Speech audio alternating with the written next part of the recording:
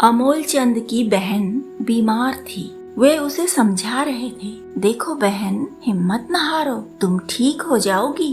सभी के जीवन में दुख सुख आते हैं। मुझे देखो, सरकारी अधिकारी था, बड़े बड़े मकान मिले सरकार से, जाने कितने लोगों को आश्रय दिया।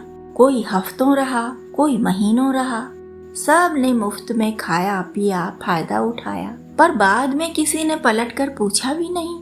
रिटायर हुआ तब मुझे पता चला कि मैं तो अकेला हूँ। सोचो, अपनी कमाई का सारा पैसा तो मैं दूसरों पर लुटाता रहा और दूसरे मुझे छोड़ छोड़ कर चले गए। बस मतलब के लिए ही वे अपने थे।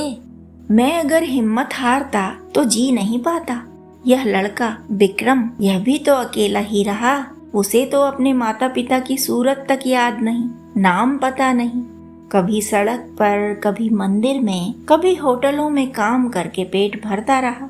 दिन में बर्तन मांजता, रात को पढ़ता। ऐसे उसने पढ़ाई की। इसकी हिम्मत देखो, कितनी अच्छी झोपड़ियां अकेले के दम पर बना डाली।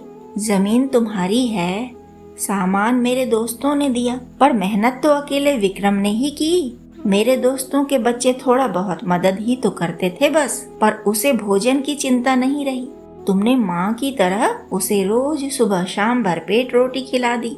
इसी तरह सहयोग से सबका जीवन चलता है। जो छोड़ गए उन्हें भूल जाओ। अपने साथ अच्छाई रखो और अच्छे लोगों को रखो। सोच अच्छा रखो, तब स्वास्थ्य भी अच्छा होगा। देखो ना, विक्रम कैसे शहर तक दौड़ दौड़ कर दवा ले आता है तुम्हारे लिए। कितनी अच्छी तरह पकाता है, खिलाता है तुम्हें। उसका भी कठिन संघर्ष का समय है। पता नहीं कब बेचारे को नौकरी मिल पाएगी। कहता है, मैं आप लोगों से दूर नहीं जाऊंगा। प्रेम तो देखो उसका। कहता है, आप में से कोई बीमार पड़ेगा तो देखभाल कौन करेगा। देखो, निराशा की बातें बिल्कुल न किया करो बहन, तुम ठीक हो जाओगी। फिर मेरे लिए और विक्रम के लिए तरह तरह के हलवे बनाओगी, तरह तरह की थालियां सजाओगी। हमें तो तुम्हारे हाथ के खाने की लत लगी हुई है। बहन जब दवा खाकर सो गई तो अमोल चंद बाहर निकल गए। इधर उधर टहलने लगे, सोचने लगे बहन के इलाज में कितना खर्च होगा, कितना पैसा बैंक में है, कितने और दूसरे खर्चे हैं। विक्रम को भी तो जरूरत पड़ सकती है, वह किसके भरोसे रहेगा। उसकी सहायता भी करनी ही है। जीवन भर दूसरों की सहायता की है। विक्रम तो अपने सगे बेटे की तरह सेवा कर रहा है। मेरी बहन की भी सगी बुआ जैसे ही सेवा करता है। उसकी सहायता न की तो फिर जीवन भर का किया कराया बेकार ही है। अमोल चंद घर आए, अलमारी में रखे पैसे देखे और फिर उसी उधेड़ बुन में लग गए। क्या करूं, कैसे करूं कि सबका काम अच्छी तरह निभ जाए, बहन स्वस्थ हो जाए, विक्रम को नौकरी मिल जाए, मेरे दोस्तों को और उनके परिवार को भी कोई कष्ट न हो, किसी से उधार भी न मांगना पड़े और सब काम अच्छी तरह चल जाएं।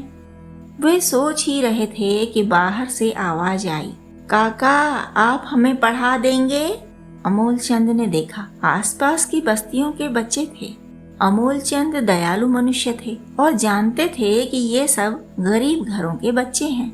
उन्होंने पढ़ाने के लिए हाँ कह दिया और सुबह शाम का एक एक घंटा तय भी कर लिया। बच्चे आते, पढ़ते। अमोल चंद उनसे कोई पैसे न लेते थे। बच्चे उनके छोटे छोटे काम कर दिया करते थे। इस तरह विक्रम का और अमोल चंद का काम काफी कम हो जाता। जब बच्चों के माता पिता को पता चला कि अमोल चंद की बहन बीमार है तो उन्होंने बारी बारी से उनका खाना पकाने का काम भी आपस में बांट लिया। वे सब मिलजुल कर उन लोगों के घर की सफाई कर देते, कपड़े धो देते। इस तरह विक्रम तो पूरा निश्चिंत होकर रात दिन नौकरी के लिए मेहनत करने लगा। अमोल चंद विक्रम को बताते रहते कि उसे कैसे किस किस तरह से तैयारी करनी चाहिए। वे बहन के घर पर भी दिन में 2 बार जाते और घंटा 2 घंटा वहाँ रुकते, बच्चों को पढ़ाते, गांव वालों से बातें करते, उनकी समस्याएं सुलझाते। इस तरह अमोल चंद का परिवार बहुत बड़ा हो गया था।